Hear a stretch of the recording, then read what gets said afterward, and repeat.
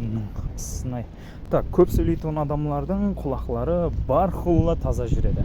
Келің бұның себебін көріп шығамыз. Бұл видеоны көп сөйлейтін достарыңызға жіберіп қойың, бір қуанып қалсын. Ассалаумағалейкум, өрметлі медицинаға әзілекем мұса да қызығатығын, өз денсаулығына бейбарқ болмайтығын достар. Өткен сапарғы видеомызда біздер құлақтың ішіндегі сералардың жиналып серал тығын пайда етуін һәм бұл серал тығынның есту системасына қалай зиян тигізу туралы сөйлескен едік. Бүгін құлаққа қалай енді күтім қылу һәм бұл серал тығынға алып келмеудің жолын айтып өтеміз.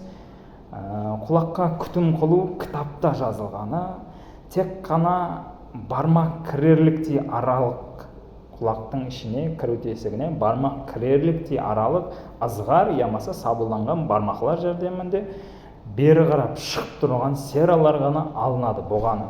Адам анатомиясы сондай, яғни бұл құлақтың ішіндегі сералар құлақтың төменгі диуалында жақ буыны бар. Сол жақ буынының қимылдауынан сөйлеген уақытымызда, жеген уақытымызда жақ буыны қимылдап, құлақтың астынан құлақтың диуалына толқын тәрізді әрекет беріп, ішінде жиналған сералардың сыртқа шығуына жәрдем етіп тұрады.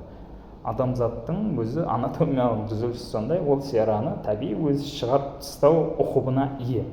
Енді біздер сол сералардың жиналуына өзіміз араласып, шөппенен, проводпенен, сымменен тазалап атқанларды естеміз.